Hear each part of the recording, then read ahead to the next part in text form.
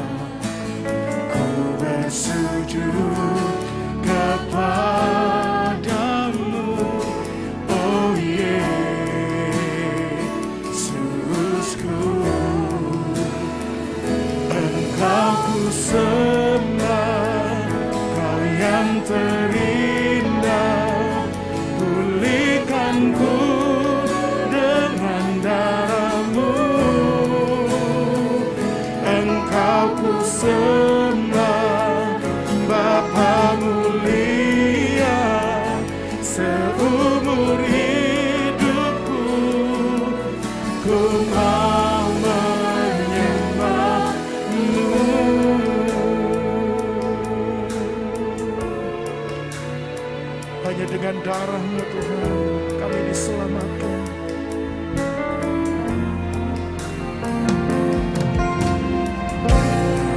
Darah yang tercurah, ampuniku atas dosa. Ku bersujud kepadamu, oh Yesusku.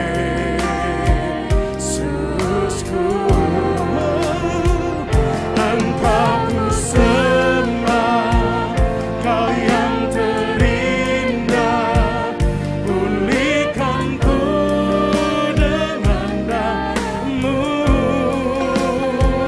Engkau ku sembah, Bapa mulia. Seumur hidupku ku mau menyembah-Mu.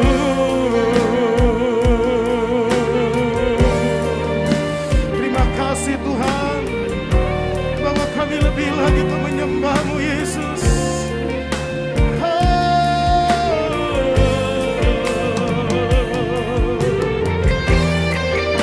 Terima kasih Tuhan.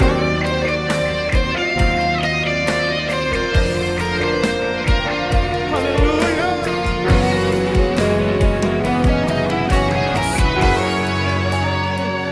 Engkau ku sembah, Kau yang terindah.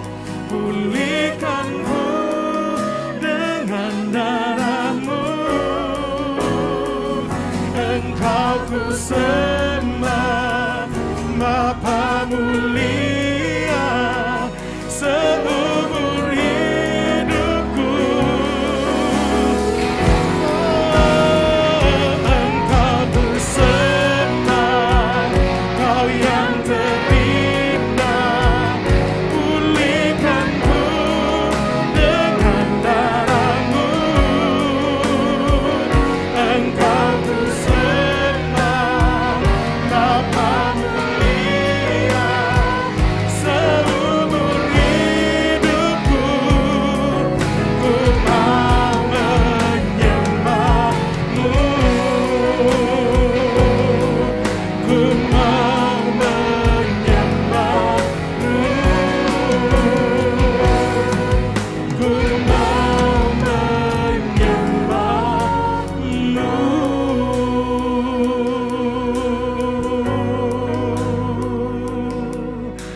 Kami mau menyembah-Mu Tuhan.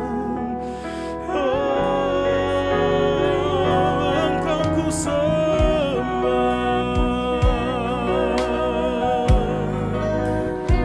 Kau yang termulia.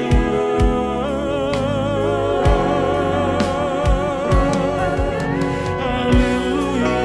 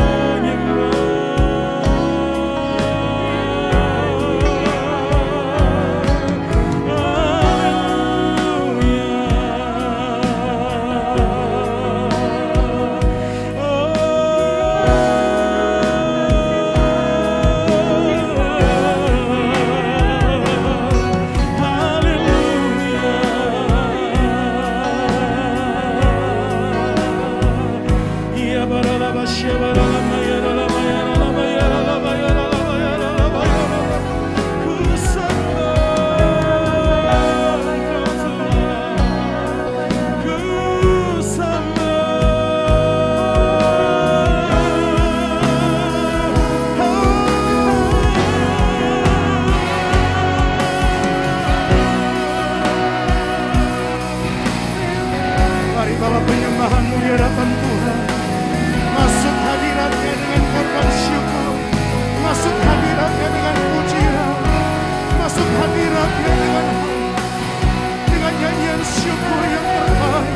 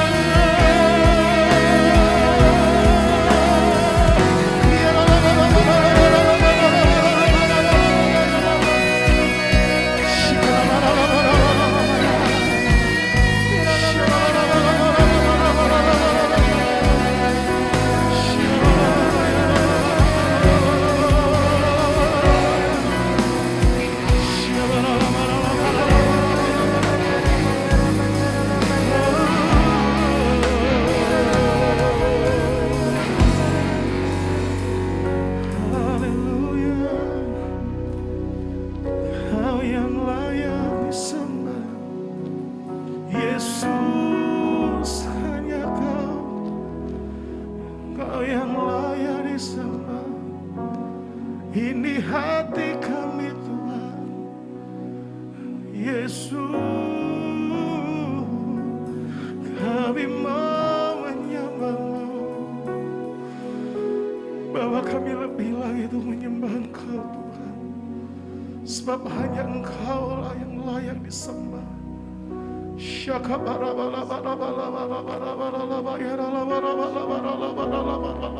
Mari alami Tuhan pagi hari.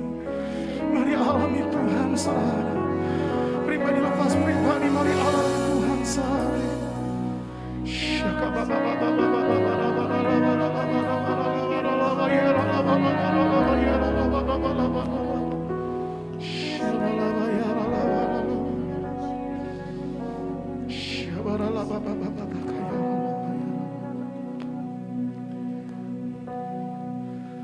Biarlah Kau puaskan setiap kerinduan kami Tuhan.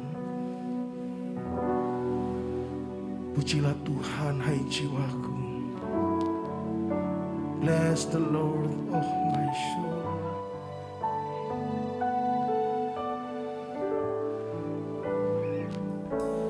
Bless the Lord, oh my soul. Oh my soul. Worship His holy name. Sing like never before. Oh my soul, I worship Your holy name. Everybody say, come on. Bless the Lord, oh my soul. Oh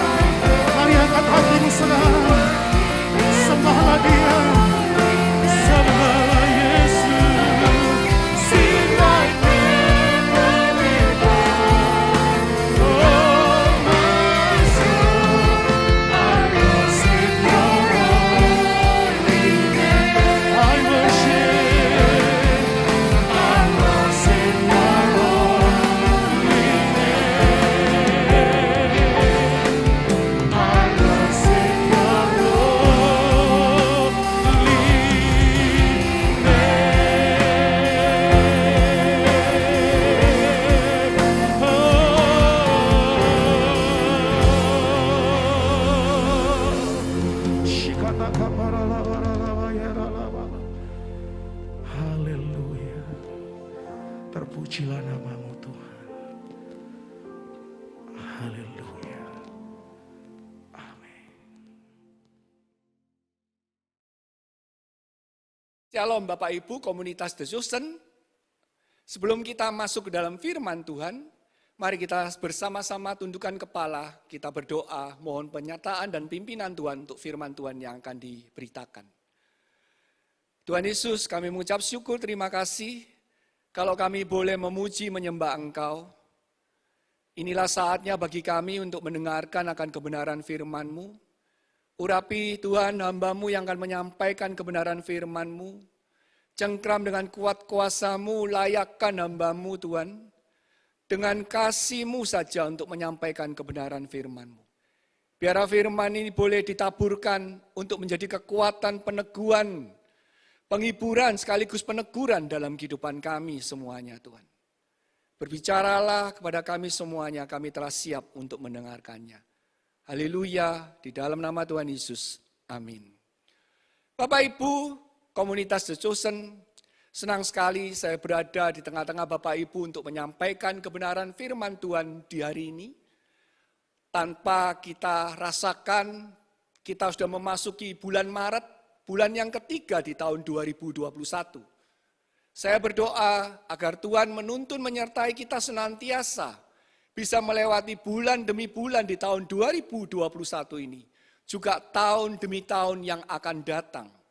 Kasih Tuhan saja yang akan menyertai kita semuanya. Bapak Ibu yang dikasihi Tuhan, ini adalah kisah nyata tentang seorang penyanyi terkenal di Eropa. Seorang wanita yang memiliki suara yang sangat bagus sekali. Dia bersuamikan seorang pemusik dan seorang pengarang lagu. Begitu pandainya si suami ini tentang lagu, tentang nada, tentang birama, dan hal lain di bidang musik. Sehingga dia selalu menemukan apa yang harus dikoreksi ketika istrinya menyanyi. Kalau istrinya menyanyi atau bersenandung, selalu saja ada komentar dan kritik pedas yang dilontarkan kepada istrinya. Akhirnya istrinya pun malas untuk menyanyi. Dia mengambil keputusan untuk tidak menyanyi lagi. Pikirnya, buat apa aku menyanyi? Setiap kali aku menyanyi tidak pernah benar di mata suamiku. Maka dia memutuskan tidak bernyanyi lagi. Singkat cerita, karena suatu musibah, si suaminya meninggal dunia. Dan bertahun-tahun setelah hidup seorang diri, si istri ini pun menikah kembali. Kali ini suaminya adalah seorang tukang ledeng. Tukang ledeng yang tidak mengerti sama sekali tentang musik. Tetapi tukang ledeng ini mengerti bahwa dia memiliki seorang istri yang memiliki suara yang sangat-sangat indah, sangat-sangat merdu. Ia senantiasa memuji istrinya ketika istrinya menyanyikan sebuah lagu atau bersenandung. Dan dia berkata bahwa apa yang dilakukan istrinya itu sangat menyejukkan hatinya. Rupanya pujian demi pujian yang diberikan oleh suaminya kepada istri ini membuat si istri bergairah kembali untuk berlatih dan berlatih terus menyanyi. Sehingga suaranya pun menjadi semakin baik dan bagus. Sampai suatu saat suaminya menyarankan dia untuk merekam lagu-lagu yang dinyanyikan oleh dia. Dan ketika lagu-lagu ini direkam dan volume pertama rekaman ini diedarkan, di-launching ke masyarakat. Masyarakat menerima dengan luar biasa hasil dari lagu-lagu si istri ini. Wanita ini akhirnya menjadi penyanyi terkenal. Dan terkenal bukan pada saat suaminya yang ahli musik dan pengarang lagu. Tetapi wanita ini menjadi terkenal ketika suaminya seorang tukang ledeng yang memberinya sedikit demi sedikit pujian serta dorongan semangat ketika ia bernyanyi. Saudara yang dikasihi Tuhan, banyak orang mengalami kegagalan dalam hidupnya karena orang-orang yang di sekelilingnya tidak mensupport apa yang menjadi kerinduan ataupun bakat dari mereka. Orang-orang di sekitarnya menegur, mengkritik, memarahi jika orang-orang yang berbakat ini melakukan apa yang tidak mereka suka.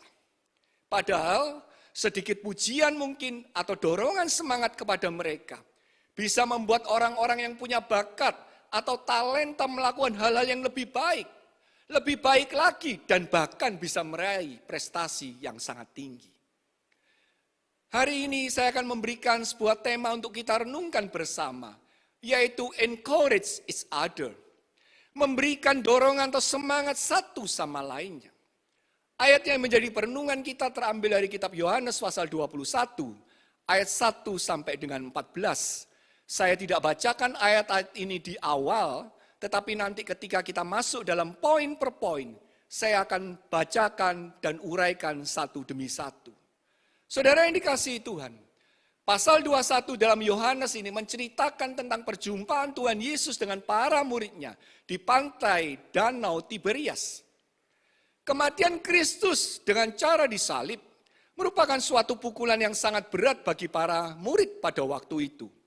Saat mereka mengikuti Tuhan Yesus dalam pelayanan mereka melihat betapa hebatnya pelayanan yang dilakukan oleh Tuhan Yesus yang membuat begitu banyak mujizat.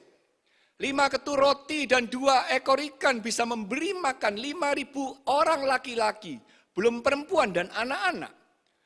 Orang yang tuli bisa mendengar, orang yang buta bisa melihat, orang yang bisu bisa berbicara, bahkan orang mati pun dibangkitkan oleh Tuhan Yesus.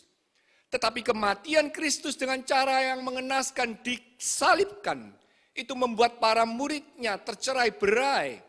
Mereka ketakutan, bahkan hilang semangat. Tuhan Yesus mengetahui keadaan ini. Para murid yang kehilangan semangat. Oleh karena itu setelah ia bangkit, ia tidak tinggal diam. Tuhan menyadari bahwa murid-muridnya butuh dorongan semangat. Karena perjuangan mereka masih sangat panjang. Oleh karena itu Tuhan Yesus menjumpai mereka di pantai Danau Tiberias. yang kita kenal juga dengan Danau Galilea.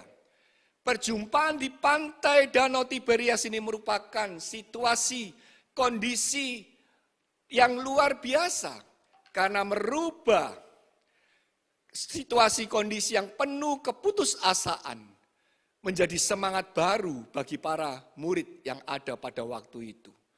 Saudara yang dikasihi Tuhan, ada 3 dampak dari perjumpaan dan dorongan semangat yang diberikan oleh Tuhan Yesus kepada murid-muridnya di pantai Danau Tiberias. Dampak yang pertama, para murid memiliki kembali semangat yang sudah pudar. Yohanes pasal 21 ayat 1 sampai 4 dan ayat 7. Firman Tuhan berkata, kemudian Yesus menampakkan diri lagi kepada murid-muridnya di pantai Danau Tiberias. Dan ia menampakkan diri sebagai berikut. Di pantai itu berkumpul Simon Petrus, Thomas yang disebut Didimus, Nathanael dari Kana yang di Galilea, anak-anak Zebedius dan 2 orang muridnya yang lain. Kata Simon Petrus kepada mereka, aku pergi menangkap ikan. Kata mereka kepadanya, kami pergi juga dengan engkau. Mereka berangkat lalu naik ke perahu. Tetapi malam itu mereka tidak menangkap apa-apa. Ketika hari sudah mulai siang, Yesus berdiri di pantai, akan tetapi murid-murid itu tidak tahu bahwa itu adalah Yesus. Ayat 7 dikatakan, maka murid yang dikasihi Yesus itu berkata kepada Petrus, itu Tuhan. Ketika Petrus mendengar bahwa itu adalah Tuhan, maka ia mengenakan pakaiannya sebab ia tidak berpakaian lalu terjun ke dalam danau. Saudara yang dikasihi Tuhan, sejak Tuhan Yesus disalibkan, para murid Yesus itu seperti anak ayam yang kehilangan induknya. Mereka kehilangan semangatnya. Mereka baru saja kehilangan guru mereka dan mereka tidak berani menunjukkan identitas mereka sebagai murid Kristus. Mereka hidup dalam ketakutan. Dalam pikiran mereka bahwa kembali ke profesi semula sebagai penangkap ikan atau nelayan itu adalah merupakan hal yang terbaik. Itulah yang mendorong Petrus, Yakobus, dan Yohanes memutuskan untuk menangkap ikan kembali menjadi nelayan. Dan beberapa teman mereka pada waktu itu yang ada dengan mereka, Thomas Didimus, Nathanael dari Kana, dan 2 murid lainnya, ikut untuk menangkap ikan bersama mereka. Semalam-malaman mereka berusaha menangkap ikan. Tetapi mereka mengalami kegagalan. Tidak ada seekor ikan pun yang dapat mereka tangkap. Tentunya hal ini bukan sesuatu yang menyenangkan bagi mereka. Ibarat sudah jatuh, masih tertimpa tangga pula. Dalam kondisi gundah gulana, kehilangan semangat, capek dan keletihan akibat tidak mendapatkan ikan, Yesus menghampiri mereka di tepi danau Tiberias. Walaupun para murid ini tidak mengetahui bahwa yang menyapa mereka, yang menghampiri mereka adalah Tuhan Yesus. Tetapi ketika para murid itu tahu bahwa yang menyapa, yang menghampiri mereka adalah Tuhan Yesus, perjumpaan dengan Yesus itu membuat semangat mereka tumbuh kembali. Petrus tanpa pikir panjang, ia memakai pakaiannya, langsung terjun dan berenang menuju Tuhan Yesus. Di ayat 7 kita bisa baca, semangat yang telah pudar dari para murid itu kembali menyala-nyala dengan keberadaan Tuhan Yesus. Sapaan yang hangat dan perintah yang luar biasa oleh Tuhan Yesus membuat murid-murid Yesus memperoleh penghiburan dan pengharapan mereka kembali. Bapak Ibu yang dikasihi Tuhan, situasi yang tidak menentu seperti saat ini, pandemi COVID yang tidak kunjung usai, menyebabkan banyak orang yang kehilangan semangat di dalam hidupnya. Mereka kehilangan semangat karena yang dikasih mereka, ada yang meninggal karena pandemi COVID. Mereka kehilangan semangat karena ter-PHK dari pekerjaannya. Mereka kehilangan semangat karena bisnis mereka hancur. Mereka kehilangan semangat karena beban hidup mereka ditambah lagi dengan mendidik anak-anak mereka di rumah. Dan masih banyak lagi alasan-alasan yang lain yang menyebabkan mereka kehilangan semangat. Kehilangan semangat menyebabkan mereka kehilangan juga yang namanya pengharapan. Padahal pengharapan itu adalah merupakan sumber daya utama dalam kehidupan manusia. Harus disadari Sesungguhnya di dalam kehidupan kita sebagai orang percaya, ada Tuhan Yesus sebagai pengharapan yang sejati. Tetapi ketika kita kehilangan semangat, kita lupa kalau kita ini punya pengharapan sejati itu dalam kehidupan kita. Di dalam Amsal pasal 18 ayat 14 dikatakan, orang yang bersemangat dapat menanggung penderitaannya, tetapi siapa akan memulihkan semangat yang patah? Dalam terjemahan bahasa Indonesia sehari-hari dikatakan, oleh kemauan untuk hidup, orang dapat menanggung penderitaan. Hilang kemauan itu, hilang juga segala harapan. Saudara yang dikasihi, semangat itu adalah merupakan kemauan untuk hidup. Ketika orang kehilangan semangat, maka orang itu juga kehilangan kemauan untuk hidup. Ketika kehilangan kemauan untuk hidup, hilanglah juga pengharapan di dalam kehidupan manusia. Bapak Ibu yang dikasihi Tuhan, ada seorang anak yang bernama Kian Hong Yan. Pada usia 4 tahun, Hong Yan mengalami kecelakaan yang sangat fatal dan tragis. Kecelakaan itu merenggut hampir separuh dari tubuhnya. Kedua kakinya harus diamputasi sampai dengan pangkal paha. Karena yang dikasihi Tuhan, tidak mudah bagi Hong Yan untuk menjalani kehidupan setelah mengalami kecelakaan yang fatal itu. Ditambah lagi dengan kondisi orang tuanya yang perekonomiannya tidak baik.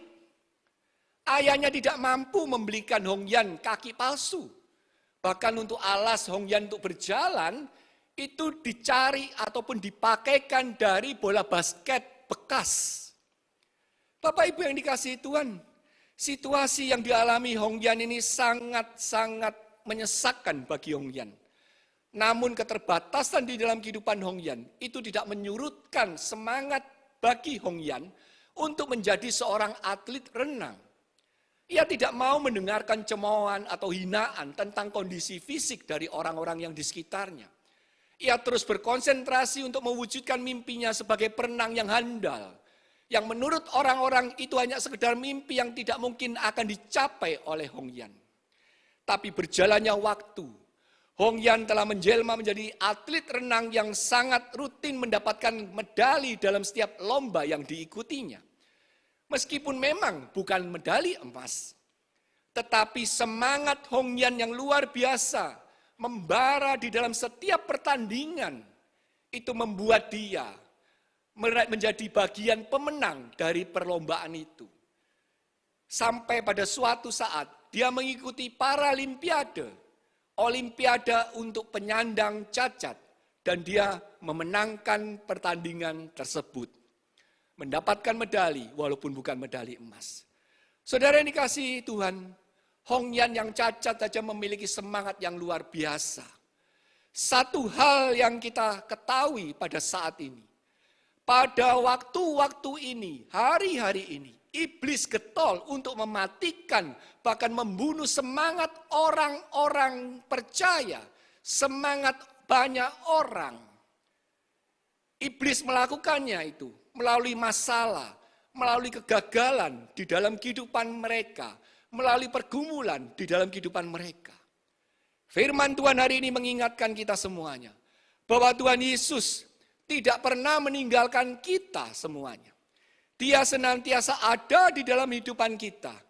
Dia senantiasa memberikan kepada kita dorongan semangat dan pengharapan. Karena di dalam Dia ada pengharapan. Di dalam Dia ada pertolongan. Dan di dalam Dia ada kasih yang tidak terbatas. Saudara yang dikasihi Tuhan, mari kita sadari sebagai orang percaya. Dalam hidup kita ada Roh Kudus dalam hidup kita. Roh Kudus itulah yang akan memberikan semangat senantiasa dan pengharapan dalam kehidupan kita. Roma 15 ayat 13 berkata, semoga Allah sumber pengharapan memenuhi kamu dengan segala sukacita dan damai sejahtera dalam iman kamu. Supaya oleh kekuatan Roh Kudus kamu berlimpah-limpah dalam pengharapan. Haleluya. Itu adalah dampak yang pertama. Dampak yang kedua, Bapak Ibu yang dikasihi Tuhan. Dari dorongan semangat yang Tuhan Yesus berikan dalam perjumpaan di pantai Danau Tiberias. Para murid dipulihkan kembali percaya diri mereka. Yohanes pasal 21 ayat 5-7 dikatakan. Kata Yesus pada mereka, hai anak-anak, adakah kamu mempunyai lauk pauk? Jawab mereka, tidak ada. Maka kata Yesus kepada mereka, tebarkanlah jalamu di sebelah kanan perahu, maka akan kamu peroleh. Lalu mereka menebarkannya dan mereka tidak dapat menariknya lagi karena banyaknya ikan. Maka murid yang dikasihi Yesus itu berkata kepada Petrus, itu Tuhan. Ketika Petrus mendengar bahwa itu adalah Tuhan, maka ia mengenakan pakaiannya sebab ia tidak berpakaian lalu terjun ke dalam danau. Saudara yang dikasihi Tuhan, Tuhan Yesus tahu apa yang sedang menimpa para murid pada waktu itu. Tuhan Yesus tahu apa yang sedang terjadi terhadap murid-muridnya. Dan ia pun tahu apa yang menjadi kebutuhan dasar dari para murid pada waktu itu. Pemulihan percaya diri mereka. Tuhan Yesus memulihkan percaya diri para murid dengan sapaan dan mujizat. Sejak penyaliban Tuhan Yesus, para murid seperti kehilangan arah tujuan dalam hidup mereka. Mereka yang dulunya melakukan hal-hal yang spektakuler bersama Tuhan Yesus, menjadi ciut nyali, bahkan kehilangan identitas diri mereka.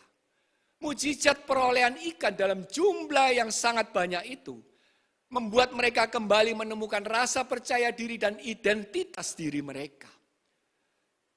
Tuhan Yesus tidak menegur, Tuhan Yesus tidak memarahi para muridnya karena meninggalkan Tuhan Yesus pada waktu ia ditangkap. Tetapi ia melakukan suatu pendekatan yang sangat bijaksana sekali. Saudara yang dikasihi Tuhan, kita perlu ketahui bahwa biasanya orang yang mengalami krisis percaya diri itu sangat berbahaya. Jika mereka ditegur dan dimarahi, mereka akan berontak. Mereka akan mengalami depresi. Dan bisa mengambil satu tindakan yang fatal. Bisa membunuh, bisa menyakiti orang lain. Bahkan di dalam hal iman, mereka bisa meninggalkan Tuhan Yesus sebagai Allah mereka. Pendekatan yang dilakukan oleh Tuhan Yesus ini sangat-sangat luar biasa kepada para muridnya. Ia memulihkan terlebih dahulu semangat yang hilang dari para muridnya. Lalu ia memulihkan kemampuan atau bakat mereka. Sehingga mereka bisa bangkit dari krisis percaya diri. Saat krisis percaya diri mereka dipulihkan, mereka bisa menyadari sesungguhnya bahwa Tuhan Yesus tidak pernah meninggalkan mereka. Tuhan Yesus selalu berperan dalam setiap persoalan yang mereka sedang alami pada waktu itu. Saudara yang dikasihi Tuhan, krisis percaya diri itu bisa menimpa semua orang. Bisa dialami oleh semua orang. Baik itu karena masalah, karena kesalahan atau kegagalan di dalam kehidupan. Respon dari orang-orang yang ada di sekitar mereka yang mengalami masalah atau kegagalan, itu sangat menentukan keadaan orang-orang tersebut di masa yang akan datang. Ada yang gagal dan kehilangan identitas dirinya. Tetapi ia bisa segera bangkit dan berhasil menjadi pemenang. Karena apa Bapak Ibu yang dikasihi Tuhan? Karena orang-orang yang ada di sekitarnya menghibur, memberikan semangat dan motivasi, tidak menyalahkan, bahkan mensupport penuh mereka saat mereka gagal, saat mereka sedang dalam masalah. Tetapi sebaliknya, ada orang yang hidupnya mengalami kehancuran pada waktu mereka mengalami masalah atau kegagalan, atau melakukan kesalahan. Karena apa? Karena orang-orang di sekitar mereka tidak mensupport, tidak memberikan semangat, tetapi justru bertindak dengan sangat kejam kepada mereka. Saudara yang dikasihi Tuhan, pada tahun 1971 ada seorang wanita kulit putih yang bernama Ten. Ia dalam kondisi hamil di luar nikah dengan seorang pria kulit hitam. Di masa itu, perbedaan ras itu adalah merupakan hal yang sangat sensitif di Amerika.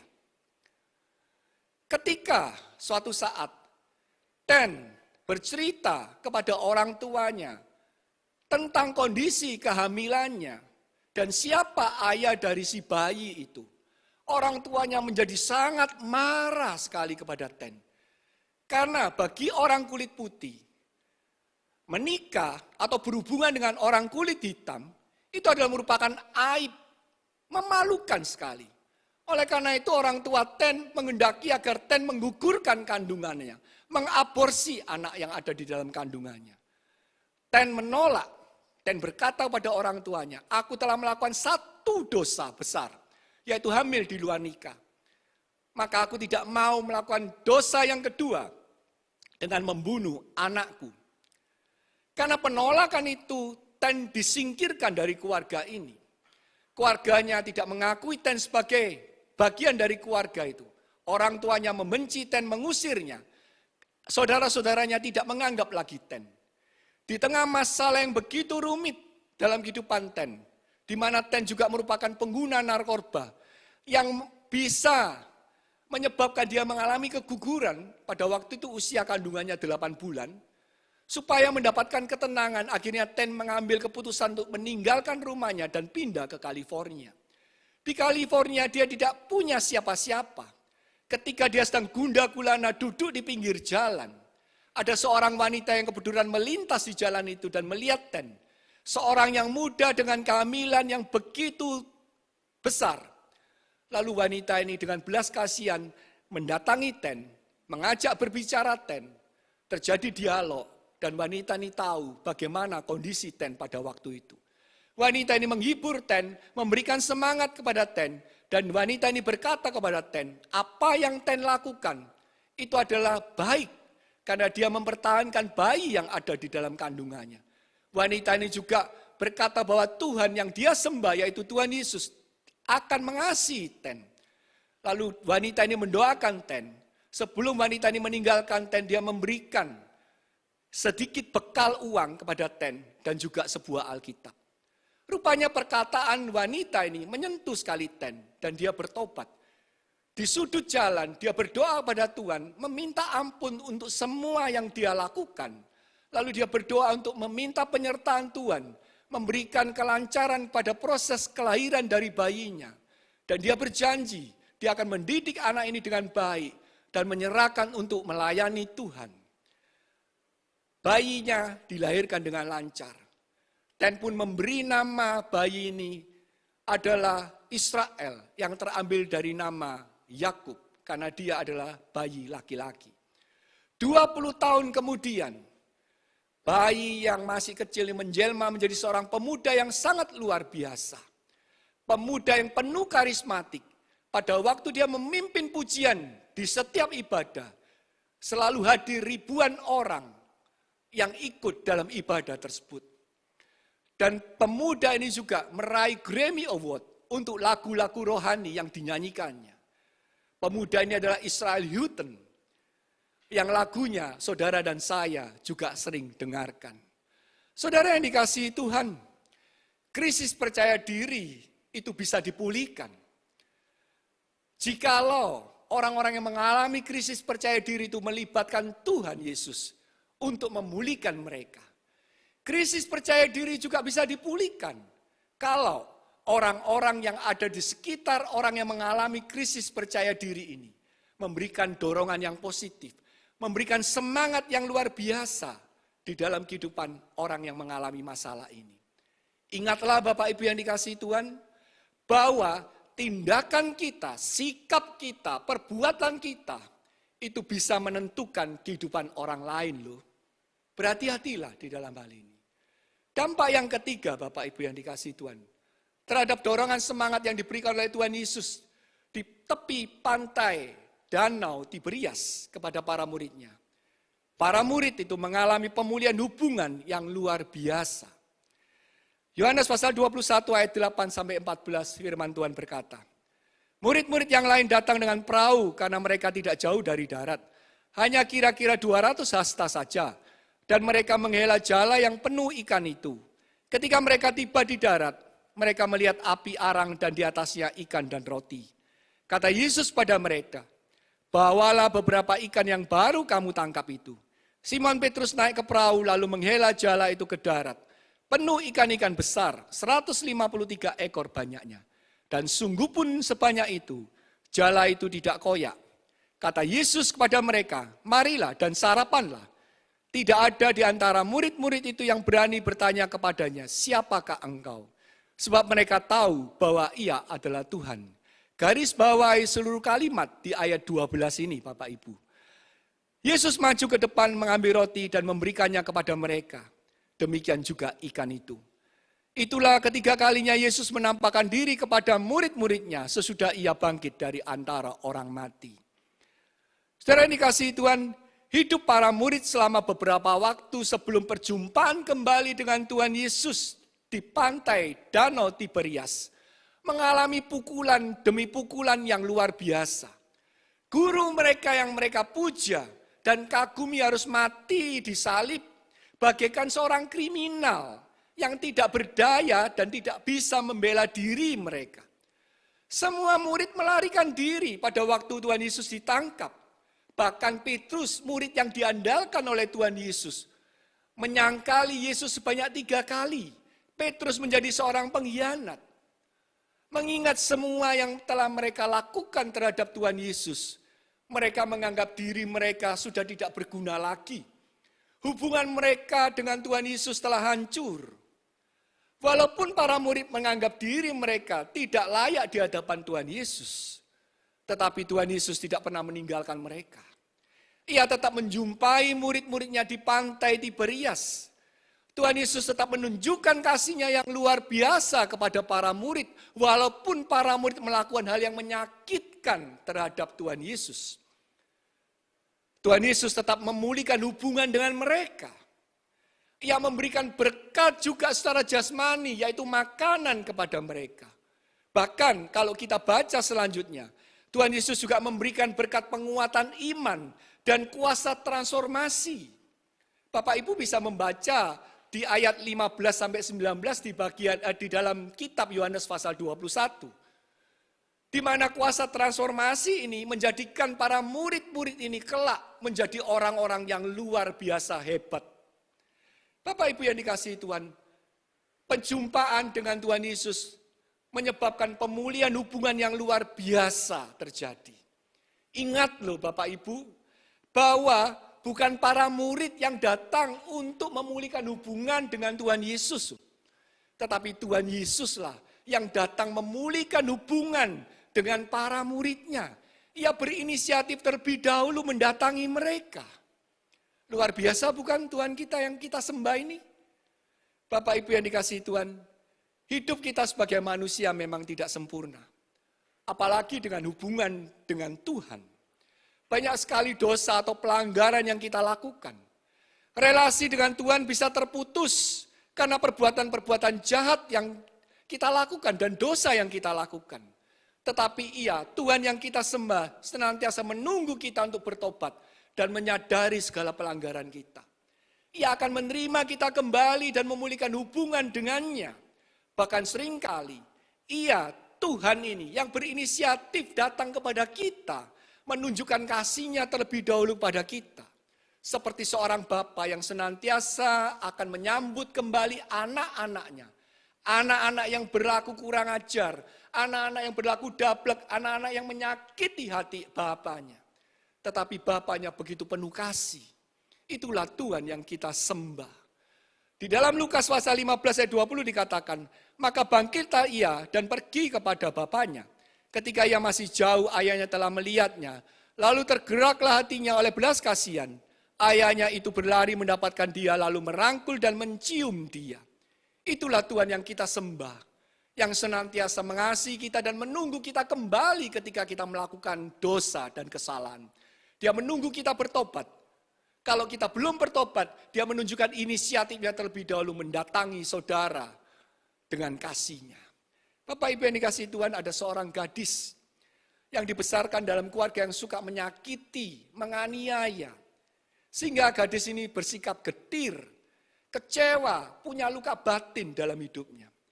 Suatu hari dia didiagnosis menderita kanker payudara. Pada waktu dia didiagnosis ini, dia memutuskan untuk mencintai kembali keluarganya, khususnya orang tuanya.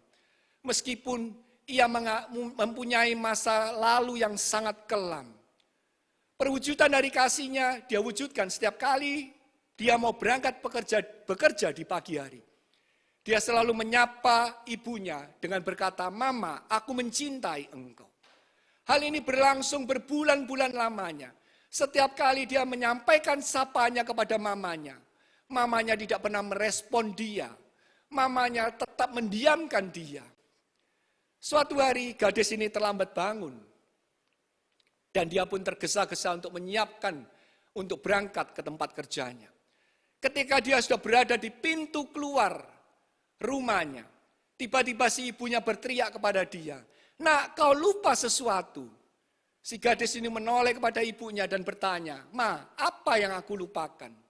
Si ibu itu menjawab kepada si gadis ini, "Nak, engkau lupa, engkau mengatakan aku mencintai engkau." Saudara yang dikasihi Tuhan, si gadis ini sangat terpukul sekali ketika mendengarkan kata-kata ibunya. Dia pun segera merangkul ibunya. Mereka menangis berdua.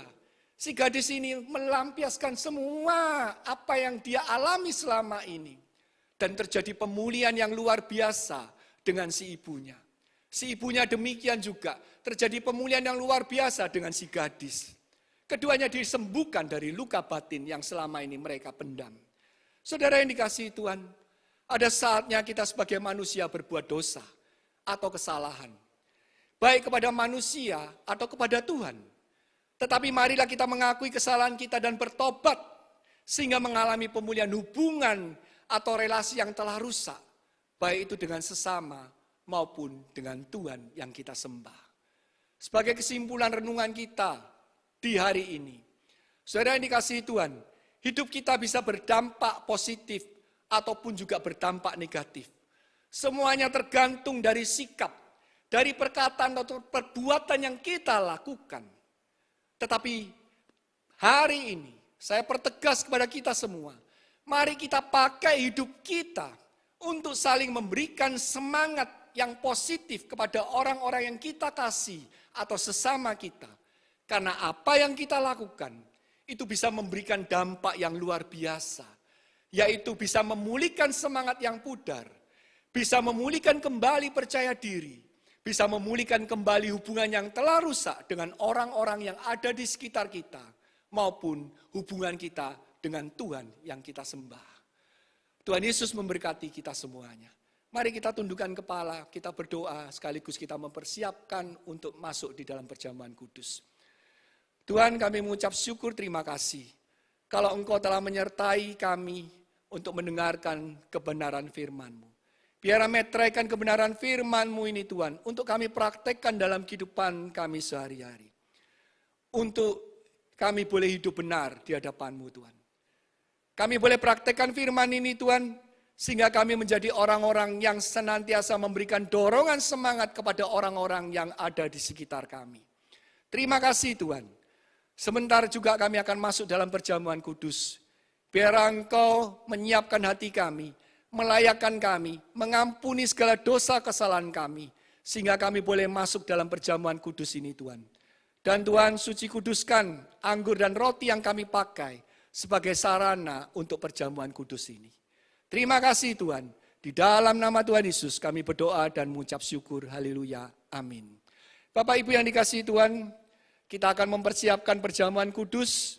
Oleh karena itu, saya mengajak Bapak Ibu untuk mempersiapkan di rumah. Kalau Bapak Ibu ada roti dan anggur, Bapak Ibu bisa menggunakannya. Tetapi kalau Bapak Ibu tidak memilikinya, Bapak Ibu bisa menggunakan roti, crackers atau snack. Dan juga air teh maupun sirup yang Bapak Ibu bisa pakai. Mari kita bersama-sama kita masuk dalam perjamuan kudus. Kita angkat roti di atas kepala. Firman Tuhan berkata, sebab apa yang telah kuteruskan kepadamu telah aku terima dari Tuhan, yaitu bahwa Tuhan Yesus pada malam waktu ia diserahkan mengambil roti. Dan sesudah itu ia mengucap syukur atasnya, ia memecah-mecahkannya dan berkata, inilah tubuhku yang diserahkan bagi kamu, perbuatlah ini menjadi peringatan akan aku. Saudara yang dikasihi Tuhan, bukankah roti yang kita pegang di atas kepala kita, adalah merupakan persekutuan kita dengan tubuh Kristus, makanlah di dalam nama Tuhan Yesus.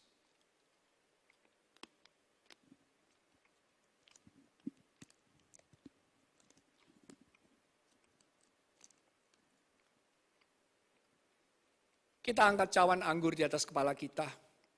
Firman Tuhan berkata, demikian juga ia mengambil cawan sesudah makan. Lalu berkata, cawan ini adalah perjanjian baru yang dimeteraikan oleh darahku. Perbuatlah ini setiap kali kamu meminumnya menjadi peringatan akan aku. Saudara yang dikasihi Tuhan, bukan kacauan anggur yang kita pegang di atas kepala kita ini adalah merupakan persekutuan dengan darah Kristus. Minumlah di dalam nama Tuhan Yesus.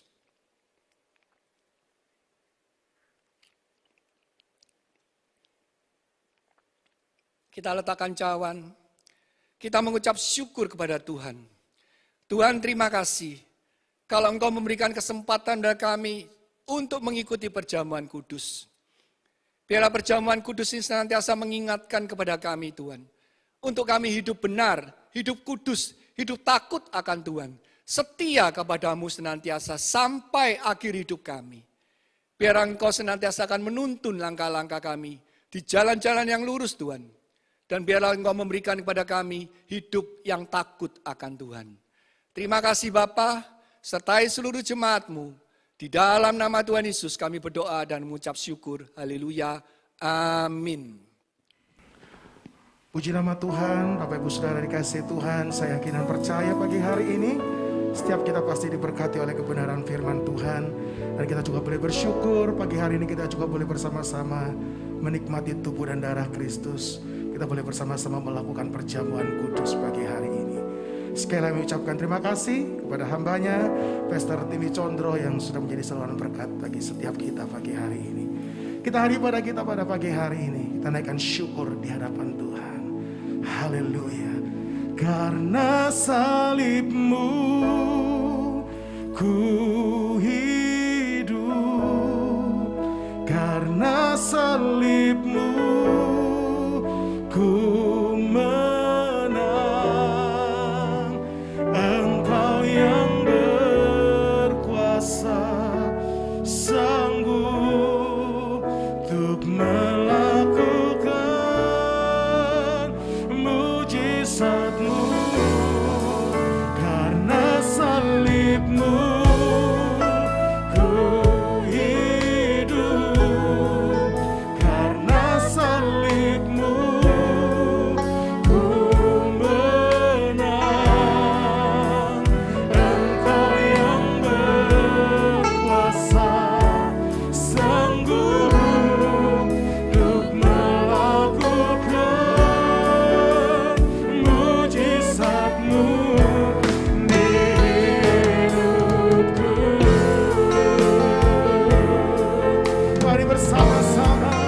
Karena salib-Mu ku hidup, karena salib-Mu ku menang. Engkau yang berkuasa, sanggup untuk melakukan mujizat-Mu. Karena salib-Mu, karena salib-Mu ku hidup, karena salib-Mu ku menang. Engkau yang berkuasa, sanggup untuk melakukan mujizat. Untuk melakukan mujizat. Untuk melakukan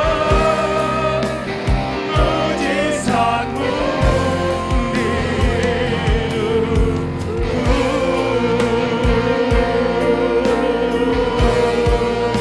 Terima kasih. Haleluya.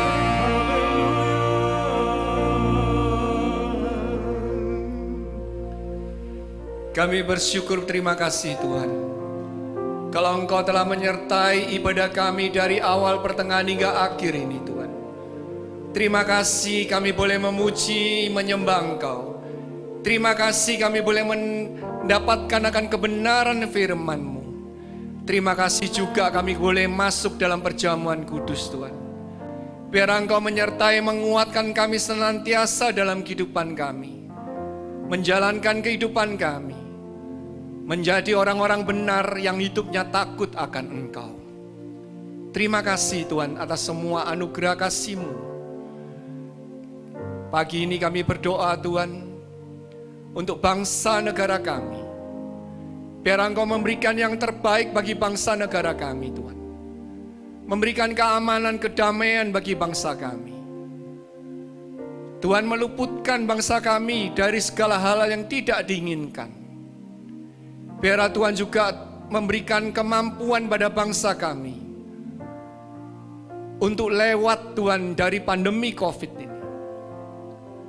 Juga Engkau memberikan kemampuan pada bangsa negara kami meluputkan dari segala bencana alam. Tuhan memberikan kemampuan, kekuatan, hikmat-Mu kepada pemerintah kami, baik di pusat, presiden, wakil presiden, dan seluruh menteri yang ada, dan seluruh lembaga tinggi yang ada Tuhan. Dan juga kepada TNI Polri, maupun juga Tuhan kepada tim medis, dan juga kepada seluruh kepala daerah yang ada. Biar hikmat-Mu menyertai mereka semuanya, memberikan hidup kepada mereka, hidup takut akan Tuhan, sehingga mereka boleh menjalankan pemerintahan mereka dengan baik dan benar. Terima kasih Tuhan. Kami juga berdoa untuk seluruh komunitas dari The Chosen ini Tuhan. Biar Engkau memberkati mereka dalam kehidupan rumah tangga mereka, dalam keluarga mereka. Kau memberkati mereka dalam pekerjaan bisnis mereka. Kau memberkati mereka dalam studi mereka. Sebentar kami akan berpisah satu sama lainnya. Biar Engkau menyertai, menuntun setiap langkah kehidupan kami. Untuk kami boleh menjalani kehidupan kami dengan penuh penyertaan dari Engkau. Terima kasih Bapa. Terima kasih Tuhan Yesus. Komunitas The Chosen yang Tuhan berkati, kita akan menerima berkat Tuhan. Kita angkat kedua tangan kita. Tuhan memberkati engkau dan melindungi engkau. Tuhan menyinari engkau dengan wajah-Nya dan memberi engkau kasih karunia. Tuhan menghadapkan wajah-Nya kepadamu dan memberikan engkau damai sejahtera. Terimalah berkat rahmat dan anugerah dari Allah Bapa di surga, berkat cinta kasih dan pengampunan dosa dari Tuhan kita Yesus Kristus, berkat pertolongan dan penghiburan dari Allah Roh Kudus, kiranya menyertai dan memberkati engkau dan seluruh keluargamu, mulai dari hari ini sampai Maranatha, Tuhan Yesus Kristus datang untuk kedua kalinya. Mari yang percaya sama-sama katakan amin. Happy Sunday, Tuhan Yesus memberkati. Puji nama Tuhan. Selamat hari Minggu saudara. Tuhan Yesus memberkati. Haleluya. He's so good to you. Kami bersyukur Tuhan.